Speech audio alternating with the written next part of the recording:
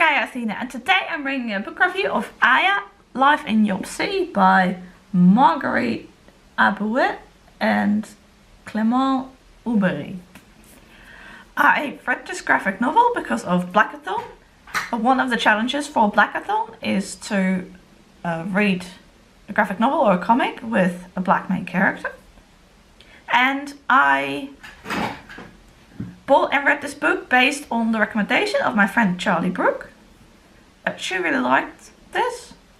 Aya is about a 19-year-old woman living in Ivory Coast in the 1970s. Sorry, it starts in 1978. This is Aya, and these are her two friends, and the story is definitely also about the two friends. It's kind of about the three of them and their families. This is an omnibus of the first 3 graphic novels in this series, and there are 6 in total. I have ordered the second omnibus with books 4 through 6, but they said it could take probably up to 6 weeks, so I ordered it a while ago, so I'm hoping it will show up soon, but we will see. Here's the back of the book.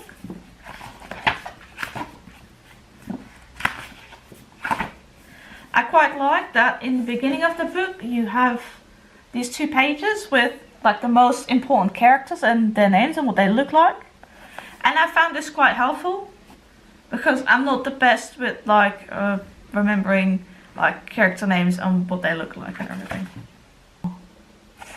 You have Aya and her family, you have Jua, and you have Bintu. Those are the 3 like main characters, I would say. I'll show you some pages. As I personally, at least when I'm watching YouTube videos, I quite like to see like a few pages of illustrations from a graphic novel if I'm watching like a review of a graphic novel or a comic. I quite like this. There were quite a few like twists and things I wasn't expecting. It was really interesting to learn about life there. I should say, I forgot to mention that this book is based on Marguerite Abouet youth living in Ivory Coast. So it is based on like her memories, and I will say that the 3 parts are sort of separated by like a page without panels, and they all end on a bit of a cliffhanger. So now I definitely want to read the second omnibus, which I of course was already going to do, but yeah, I gotta wait until it shows up. This version of the book also has some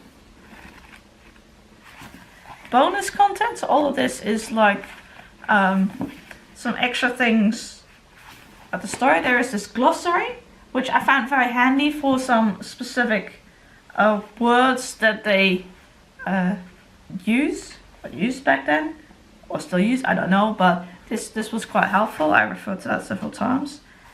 And then there are some recipes and some background history and an interview with the author, because Marguerite Abouet is the author and Clément Oubrerie, my voice isn't quite all that today, he drew it. So I liked having the bonus content in there as well. The book starts off with a preface in which Alisa Grace Chase explains a bit about the history of the country and how it was in like the late 1970s, and I quite appreciated that because I don't know a whole lot about that.